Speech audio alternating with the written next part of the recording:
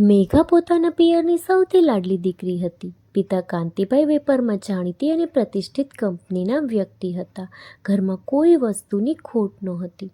માતા કમળાબેન આખા ઘર અને પરિવારને ખૂબ જ સારી રીતે સંભાળતા હતા. ઘરનું વાતાવરણ હંમેશા શાંત અને ગરિમામય રહેતું. ઊંચો અવાજ ભાગ્યે જ ક્યારેક સંભળાતો હતો, પરંતુ એક પરંપરા ઊંડે સુધી જળવાયેલી હતી કે દીકરીના લગ્ન ઇજ્જતથી થવા જોઈએ, અને ઇજ્જતનો અર્થ અજાણતામાં દહેજ અને દેખાડા સાથે જોડી દેવામાં આવતો હતો. આ વિચારધારાએ ધીમે ધીમે મેઘાના મનમાં એક અહંકાર અને હકનો ભાવ ભરી દીધો.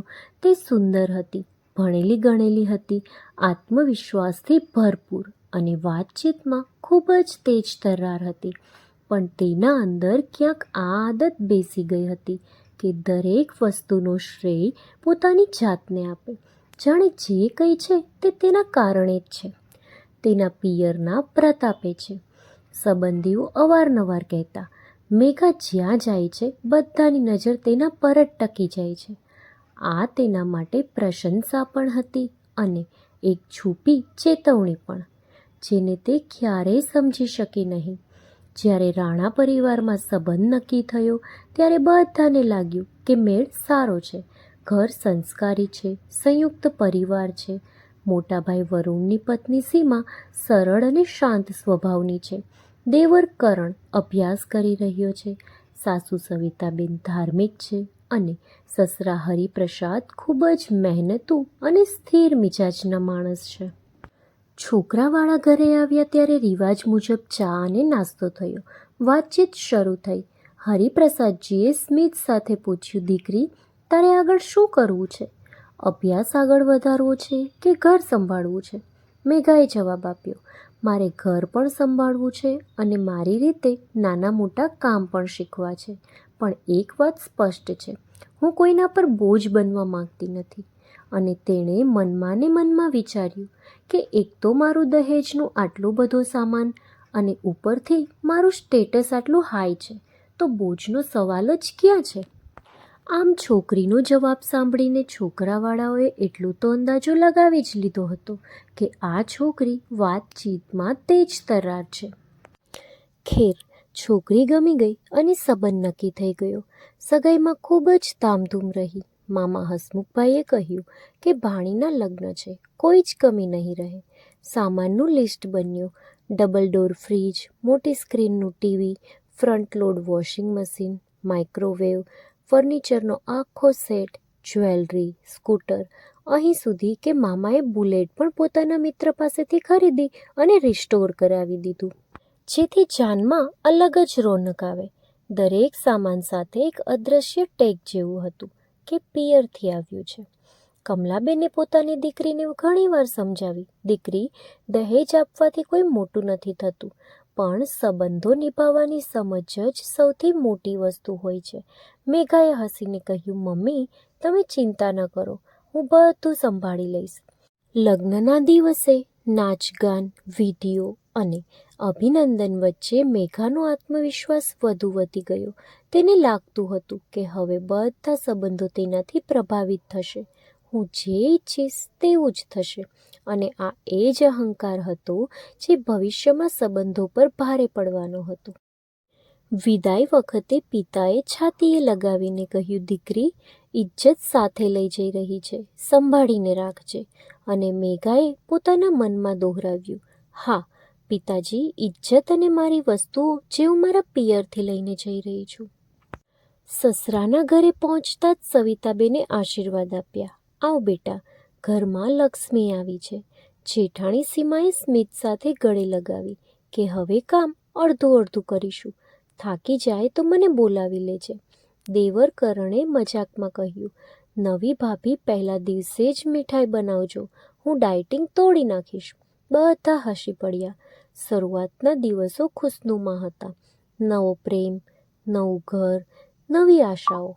પણ જેમ જેમ પિયરથી આવેલો સામાન ખુલી અને પોતાની જગ્યા લેવા લાગ્યો, મોટી સ્ક્રીનવાળું ટીવી હોલમાં, ફ્રીજ કિચનમાં, વોશિંગ મશીન સર્વિસ એરિયામાં, મેઘાના મનમાં હકનો ભાવ પણ પોતાની જગ્યા બનાવવા લાગ્યો. તે કબાટ ગોઠવતા બોલી, આ સાડીઓનો સેટ મારી મમ્મીએ ખાસ સિલેક્ટ કર્યો છે. કોઈએ પૂછ્યા વગર અડવું નહીં. સીમાએ સહેજતાથી કહ્યું, અરે તારી છે તો તારી જ રહેશે. ઈચ્છા થાય તો એકાદ મને પણ બતાવજે. શીખી લઈશ કે મેચિંગ કેવી રીતે કરે છે. પણ મેઘાએ હળવા સ્મિત સાથે એટલું જ કહ્યું, જોઈ લેજો, પણ ભાભી સંભાળીને.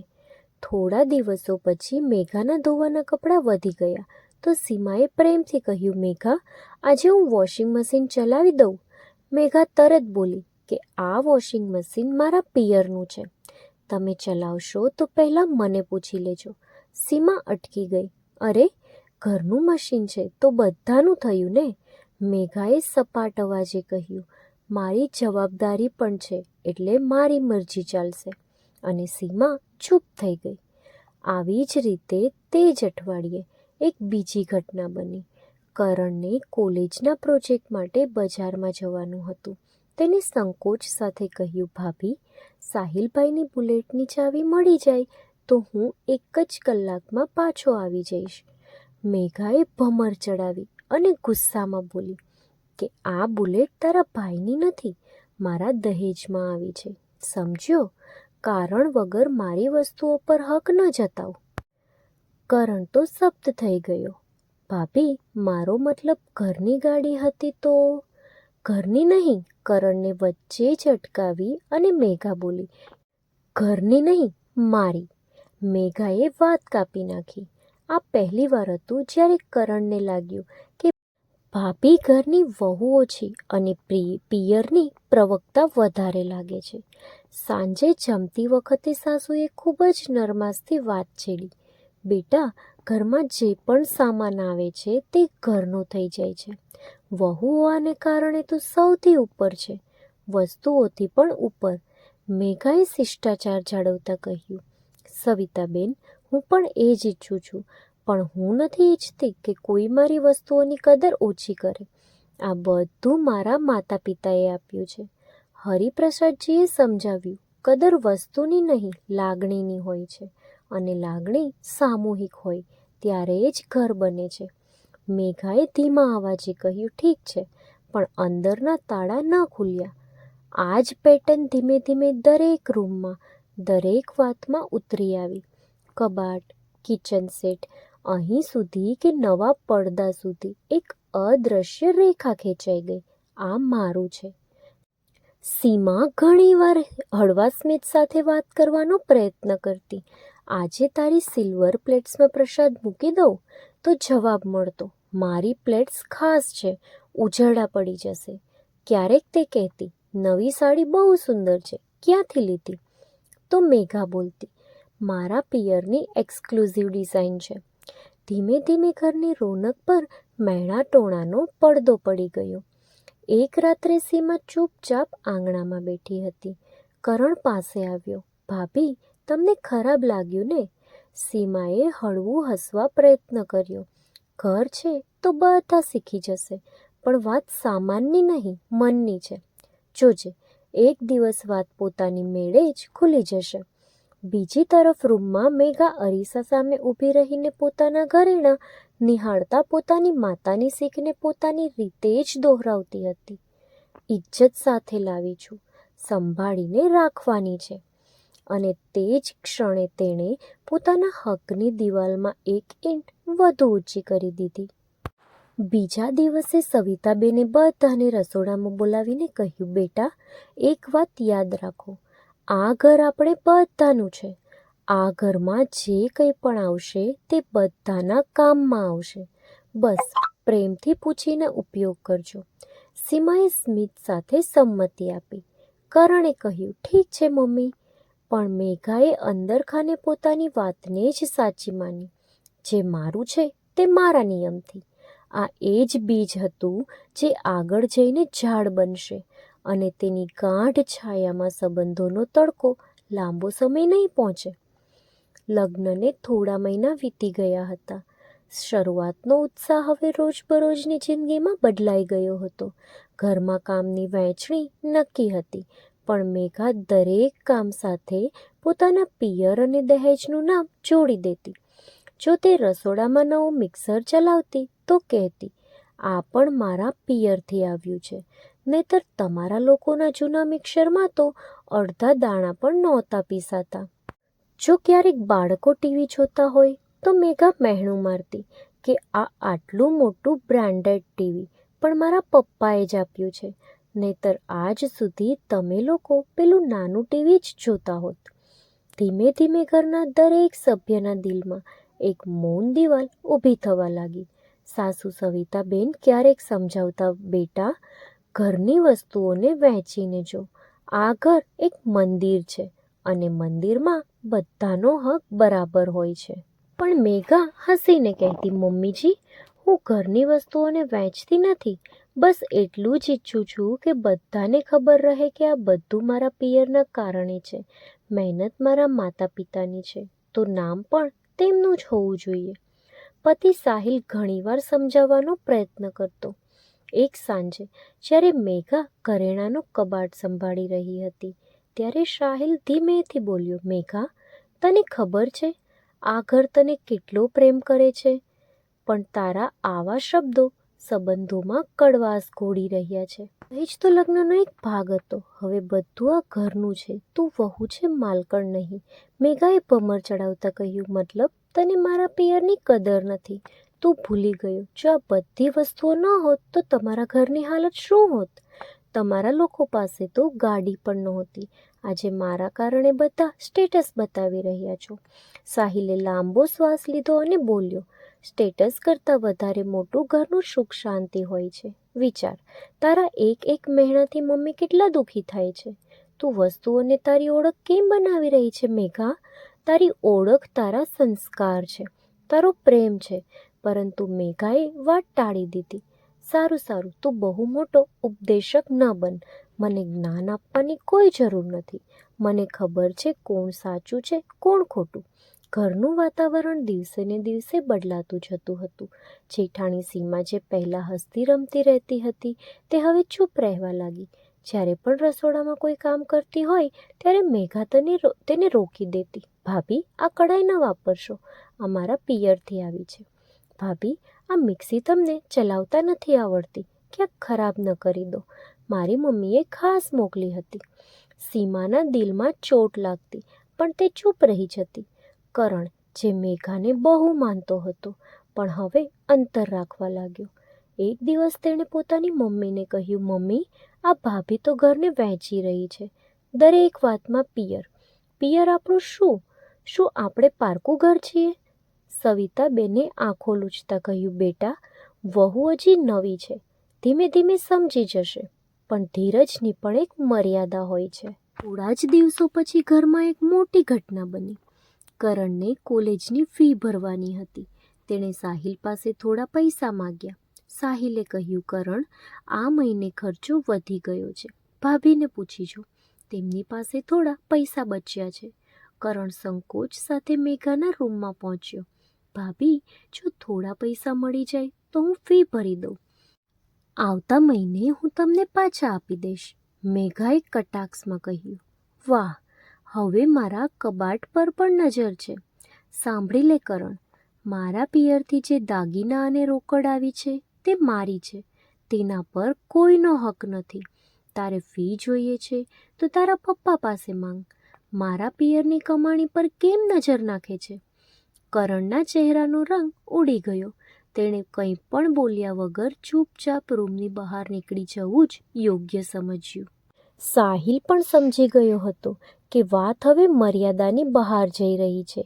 એક રાત્રે જ્યારે સાહિલ કામ પરથી પાછો આવ્યો તો જોયું મેઘા અને સીમા વચ્ચે દલીલ ચાલી રહી હતી. સીમાએ થાકેલા અવાજે કહ્યું, મેઘા, તું વારંવાર મને મહેણા કેમ મારે છે? આ ઘર બધાનું છે, પણ તું દરેક વસ્તુ પર દિવાલ ઊભી કરે છે. મેઘાએ તિરસ્કારથી કહ્યું, ભાભી, દુઃખ તો મને પણ થાય છે જ્યારે તમે લોકો મારી વસ્તુઓને તમારી સમજીને વાપરો છો. મારા પિયરે લાખોનું દહેજ આપ્યું છે ત્યારે જઈને આ ઘર સજ્યું છે. થોડા દિવસો પછી ઘરમાં અચાનક મુસીબત આવી ગઈ. હરિપ્રસાદ એટલે કે મેઘાના સસરા અને સાહિલના પપ્પા બીમાર પડ્યા. ડૉક્ટરે કહ્યું કે હૃદયની બીમારી છે. તરત જ મોટા શહેરની હોસ્પિટલમાં લઈ જવા પડશે અને પૈસાની જરૂર હતી. સાહિલે હિંમત કરીને મેઘાને કહ્યું, મેઘા, પપ્પાની હાલત ગંભીર છે. તારી પાસે જે રોકડ અને ઘરેણાં રાખ્યા છે તેમાંથી થોડા આપણે વેચી દઈએ. મેઘાએ ભમર ચડાવી અને ગુસ્સાથી કહ્યું, મતલબ હવે મારા પિયરનો આપેલો સામાન પણ વેચી નાખું? સાંભળી લે સાહિલ, મારા માતા પિતાએ મને ઇજ્જત અપાવી છે. હું તેને આમ જ માટીમાં નહીં મેળવું. સાહિલનું દિલ તૂટી ગયું. તે ચૂપચાપ બહાર ચાલ્યો ગયો. સીમાએ બધું સાંભળી લીધું હતું. તેણે પોતાના ઘરેણાંનો નાનો ડબ્બો લાવી અને સાહિલના હાથમાં મૂકી દીધો અને બોલી, દિયરજી, આને વેચી દો. ભલે આ પિયરની નાની ભેટ છે, પણ આજે પિતાજીના જીવ કરતાં વધારે કંઈ નથી. સીમાની વાત સાંભળીને સાહિલની આંખો ભરાઈ આવી. તે જ રાત્રે ઘરેણાં વેચી અને ઈલાજનો ખર્ચ કાઢવામાં આવ્યો અને હરિપ્રસાદજીને સમયસર હોસ્પિટલ લઈ જવામાં આવ્યા. તેમનો જીવ બચી ગયો. ઘરે પાછા આવતા જ બધાએ સીમાના વખાણ કર્યા. સવિતાબેને આંસુ લૂછતા કહ્યું, સીમા, આજે તે સાબિત કરી દીધું કે વહુ પિયરના ઘરેણાંથી નહીં પણ પોતાના દિલના ઘરેણાંની અને ઘરની ઇજ્જત વધારે છે. બધી બાજુ સીમાના વખાણ થઈ રહ્યા હતા અને મેઘા પહેલીવાર પોતાની જાતને એકલી અનુભવતી હતી. પતિ સાહિલ હવે તેની સાથે ઓછી વાત કરતો. મેઘાના પિયરથી સમાચાર આવ્યા કે તેના પિતા કાંતિભાઈનો વેપાર ભારે ખોટમાં ગયો છે. દેવાનો બોજ એટલો વધી ગયો હતો કે બેંક નોટિસ મોકલવા લાગી. મેઘાની માતા કમળાબેનની તબિયત પણ ચિંતાને કારણે બગડવા લાગી. આ સાંભળીને મેઘા તરત જ પિયર પહોંચી અને ત્યાંનો નજારો જોઈ તેના પગ નીચેથી જમીન સરકી ગઈ. એ જ આલીશાન ઘર હવે સૂનું સૂનું લાગતું હતું. મેઘાએ પિતાને રડતા રડતા કહ્યું, પપ્પા, આ બધું શું થઈ ગયું? કાંતિભાઈએ થાકેલા અવાજે જવાબ આપ્યો, દીકરી, અસલી દોલત તો માનવતા અને સંબંધોની હોય છે. અમે તને દહેજમાં બધું આપી દીધું, પણ કદાચ સંસ્કાર ન આપી શક્યા. આજે આ હાલત જોઈને લાગે છે કે આપણું અભિમાન જ આપણને લઈ ડૂબ્યું. માતા કમળાબેને તેનો હાથ પકડીને કહ્યું, દીકરી, જો તે એ જ ઇજ્જતને અભિમાન બનાવી લીધું તો સમજી લે, અમારી બધી મહેનત નકામી ગઈ. મોહલ્લાની સ્ત્રીઓ પણ મેણા મારવા લાગી. મેઘાને પહેલીવાર અહેસાસ થયો કે જે વસ્તુ પર તેને સૌથી વધુ ગર્વ હતો તે જ તેની સૌથી મોટી નબળાઈ બની ગઈ. સાસરીમાં પાછી ફરી ત્યારે પણ ઘરની આર્થિક સ્થિતિ નબળી હતી. સાહિલ જે કંપનીમાં કામ કરતો હતો ત્યાં મંદી આવી હતી. સાહિલને ફરીથી મદદ માંગી, પણ મેઘાના જૂના અહંકારે તેને રોકી દીધી. ત્યારે ફરી સીમાએ આગળ વધી પોતાની બચત આપી દીધી. સાહિલે કહ્યું, ભાભી, તમે ખરેખર આ ઘરની ઢાલ છો. મેઘા તે રાત્રે પલંગ પર સૂતી. તેને ઘણી વાર સુધી વિચારતી રહી. જ્યારે મદદની જરૂર પડી ત્યારે સીમા ભાભી આગળ આવ્યા અને હું બસ પિયરનું નામ લેતી રહી. શું આ જ મારી ફરજ હતી? તેના મનમાં પહેલીવાર પસ્તાવાએ દસ્તક લીધી. બીજી સવારે તેણે ધીમેથી પોતાનું કબાટ ખોલ્યું અને ઘરેણાંનો ડબ્બો બહાર કાઢ્યો. સવિતાબેન રસોડામાં બેઠા હતા. મેઘા તેમની પાસે ગઈ, ઘરેણાંનો ડબ્બો તેમની સામે મૂકી દીધો અને ધ્રુજતા અવાજે બોલી, માજી, આ બધું હવે આ ઘરનું છે. હવે હું પિયરનું નામ લઈને કંઈ પણ અલગ નહીં રાખું. આ મારો પરિવાર છે અને મારું બધું જ આનું છે. સવિતાબેનની આંખોમાંથી આંસુ નીકળ્યા. તેમણે મેઘાનું માથું પંપાળતા કહ્યું કે તે સાચું સત્ય સમજી લીધું. બેટા, પિયરના દહેજથી નહીં, પોતાના ત્યાગ અને પ્રેમથી ઘરને ઊંચું ઉઠાવવામાં જ આવે છે. સીમા પણ ત્યાં જ ઊભી હતી. તેણે સ્મિત સાથે કહ્યું, સરસ, હવે તું ખરેખર અમારી બહેન જેવી લાગી રહી છે. મેઘા હવે સાચા અર્થમાં ઘરની વહુ બની ગઈ હતી. રસોડામાં તે સીમા સાથે હળીમળીને કામ કરવા લાગી.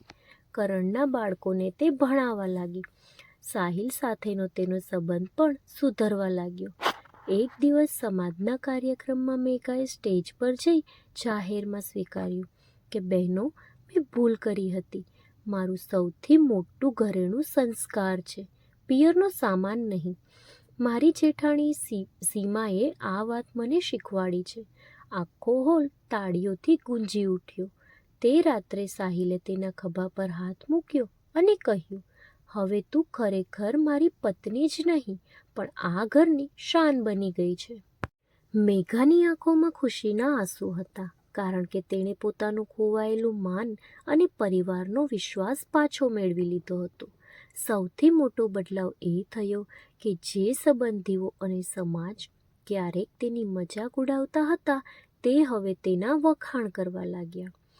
એક દિવસની વાત છે. એક દિવસ મોહલ્લામાં એક ગરીબ પરિવારની દીકરીના લગ્ન હતા અને ઘરના લોકો ખૂબ પરેશાન હતા, કારણ કે ખર્ચ પૂરો થઈ શકતો નહોતો. પહેલાંના સમયમાં મેઘા કદાચ મેણું મારત કે અમારા પરિવારે તો આટલું આપ્યું હતું, આ લોકો શું કરી શકશે. પરંતુ આ વખતે તેણે પહેલ કરી અને પોતાના કેટલાક ઘરેણાં કાઢી સવિતાબેનના હાથમાં મૂકતા બોલી, માં, આને વેચી દો. આ પૈસાથી તે છોકરીના લગ્ન પૂરા થઈ જશે.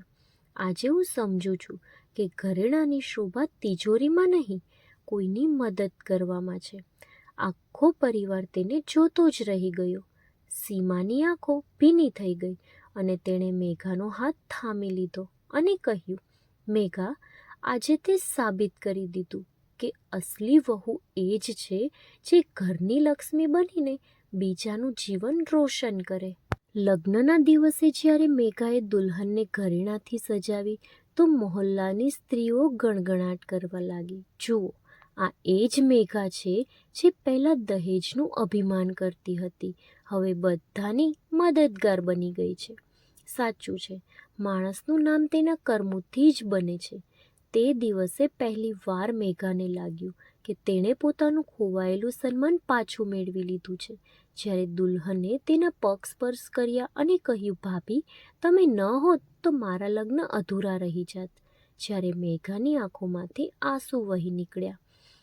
રાત્રે પરિવાર સાથે બેઠો હતો અને સવિતાબેને ગદગદ સ્વરે કહ્યું, મેઘા, આજે તે અમને ગર્વનો અનુભવ કરાવ્યો છે. જે વહુ પહેલાં દરેક વસ્તુને મારું કહી અને વહેંચી હતી, તે જ વહુ આજે બધું આપણું કહીને જોડી રહી છે. આ જ સાચું પરિવર્તન છે. સાહિલે પણ સ્મિત સાથે કહ્યું, મેઘા, હું આજે દિલથી કહી શકું છું કે તું મારા જીવનની સૌથી મોટી તાકાત છો. તે ફક્ત મને નહીં, આખા ઘરને સંભાળી લીધું છે. મેઘા રડતા રડતા બોલી, મને માફ કરી દો. મેં બહુ મોડેથી સમજ્યું કે અભિમાન ઘરને તોડે છે અને ત્યાગ જ ઘરને જોડે છે. હવે હું દરેક પળ આ પરિવાર સાથે રહી તેને વધુ મજબૂત બનાવીશ. આખા પરિવારે તેને ગળે લગાવી દીધી અને જે વહુને ક્યારેય લોકો મેણાટોળાથી યાદ કરતા હતા, હવે તે જ બધા માટે ત્યાગ અને પ્રેમનું ઉદાહરણ બની ગઈ. આ રીતે અભિમાની દેરાણીની વાર્તા ત્યાં પહોંચે છે જ્યાં એક અહંકારી અને મેણા મારતી વહુ પોતાના જ જીવનના અનુભવોમાંથી શીખીને ત્યાગ, સેવા અને સંસ્કારોની મૂર્તિ બની જાય છે. તેનું અભિમાન તૂટે છે, પણ તેના સ્થાને પ્રેમ અને વિનમ્રતાનો ઉજાસ આખા પરિવાર અને સમાજને જોડી દે છે. તો મિત્રો, આ વાર્તા આપણને શીખવે છે કે અભિમાન ભલે પિયરનું હોય કે સાસરીનું, અંતે તે માણસને એકલો પાડી દે છે. તો મિત્રો, જો તમને મારી આવી વાર્તા ગમતી હોય તો લાઈક અને શેર કરી દેજો. તેમજ આવી જ બીજી વાર્તાના નોટિફિકેશન તમને મળતા રહે એ માટે મારી ચેનલને સબસ્ક્રાઈબ પણ કરી લેજો. Thank you for watching.